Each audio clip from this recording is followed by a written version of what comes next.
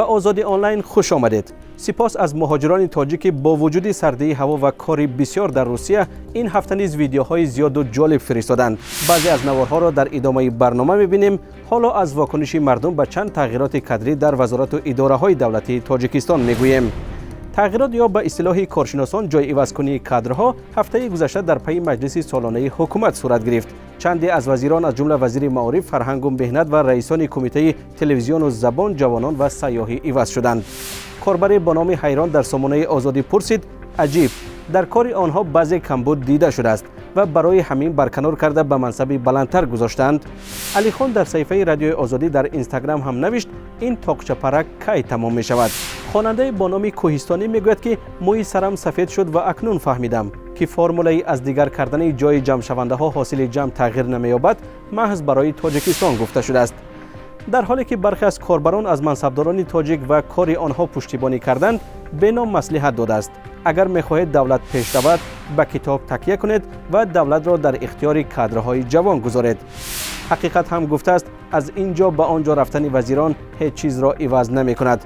اگر علاجش باشد کادرهای جوان و صاحب فکر و صاحب اراده را در کرسی وزیری بمانید. داور میگوید که بهترین بها را به کار منصبداران مردم میدهند. یک دفعه فکر مردم را خوانید و به خود بها دهید. چرا مسئولیتی را که از عهده‌اش نمیبرید میپذیرید؟ تغییرات کادری و کاری منصبداران تاجیک همیشه از موضوعهای داغ و پربحث در تاجیکستان است. اگر تا حالا در این باره اظهار نظر نکردید، پس به سایت azadi.org وارد شوید. در این جای برنامه چند نوار را می‌بینیم که مهاجران تاجیک از روسیه فرستادند. یکی از ویدیوها از مسکو است و مهاجران در حال تازه کردن بام بنای بلند آشیانه از برف تصویر یافتند. مؤلف ویدیو بر رادیو آزادی گفت نوار را روز 28 ژانویه ثبت کرد و نگرانیش از آن است که مهاجران به رعایت قاعده‌های بخطری کار می‌کنند که بعضاً با مرگ و یا مجروح شدن آنها انجام می‌شود.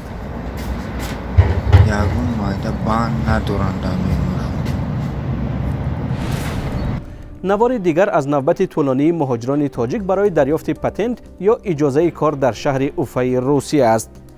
در شهر سمر نیز عینی چنین نوبت پایی را به نوار گرفتند. نوبت برای گرفتن کوتا برای اقامت دائمی در روسیه.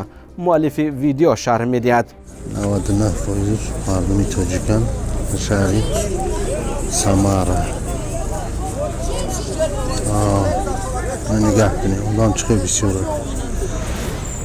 این هفته از دوشنبه نیز یک نوار دسترس شد که داخل یکی از مسافربران خرد را نمایش می‌دهد.